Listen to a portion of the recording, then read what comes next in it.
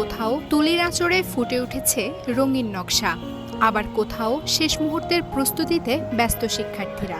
বাংলা নববর্ষকে ঘিরে এক বিশাল কর্মযজ্ঞ চলছে চারুকলার আঙিনা জুড়ে। রং আর কল্পনার মেলবন্ধনে তৈরি হচ্ছে আলপনা, মুখোশ আর নানা ঐতিহ্যবাহী শিল্পকর্ম। চারুকলার প্রতিটি অলিগলি ধীরে ধীরে রূপ নিচ্ছে এক জীবন্ত শিল্প গ্যালারিতে। দেয়াল জুড়ে রঙের ছোঁয়া যেন জানান দিচ্ছে উৎসব আসছে, নতুন বছর আসছে। প্রস্তুতির যে পর্বটা সেটাই আমাদের জন্য বেশি উৎসব মুখর, যে একটা ছোট্ট পুতুল বা একটা ছোট্ট ম্যাকেট থেকে একটা বড় স্ট্রাকচার যখন বানাচ্ছি সবাই মিলে, একটা ঘর যখন মাস্ক দিয়ে ভরে যাচ্ছে আঁকতে আঁকতে, সবার হাতে বা জামা কাপড়ে কোথাও না কোথাও রং লেগে আছে, মানে ব্যাপারগুলো আসলে ভালোই। নববর্ষকে কেন্দ্র করে বসেছে নানা স্টল। হস্তশিল্প, পুতুল, গহনা আর বৈশাখী সামগ্রীতে ভরপুর এসব স্টল ইতোমধ্যে দর্শনার্থীদের আকর্ষণের কেন্দ্রবিন্দু হয়ে উঠেছে। পহেলা বৈশাখকে ঘিরে যত ধরনের উৎসব হয় বা এই যে আর্ট বা এই সব কিছু আমার ছোটোবেলা থেকেই ভালো লাগে। আর এবারেরটাও আমার মনে হচ্ছে যে অনেক সুন্দর হবে। আশেপাশে সব আয়োজন দেখে আমার এরকম মনে হচ্ছে ভালো লাগছে।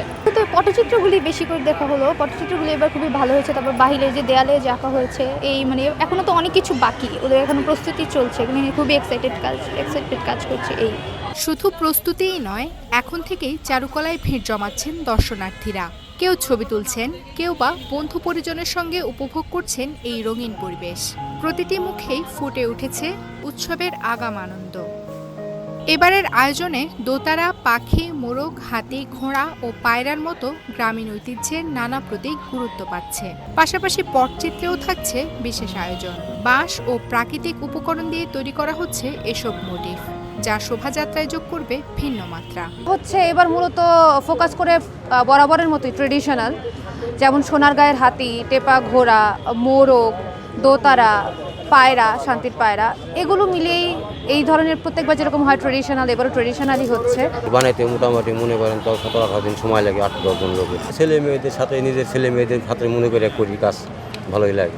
শোভাযাত্রার জন্য তৈরি এবারের মোটিফগুলো সমালোচনার বাইরে থাকায় নিরাপত্তা নিয়ে শঙ্কা নেই বলে জানিয়েছে বৈশাখী শোভাযাত্রা আয়োজন কমিটি। এবারে আমরা যতগুলো মোটিভ দিয়েছি নতুন গণতান্ত্রিক পরিবেশে দেখেন এগুলো বিতর্কের ঊর্ধ্বে, এগুলোকে সবাই অ্যাপ্রিসিয়েট করবে বলে আমার বিশ্বাস। পহেলা বৈশাখ শুধু একটি দিন নয়, এটি বাঙালির ঐতিহ্য, সংস্কৃতি এবং নতুন শুরুর প্রতীক।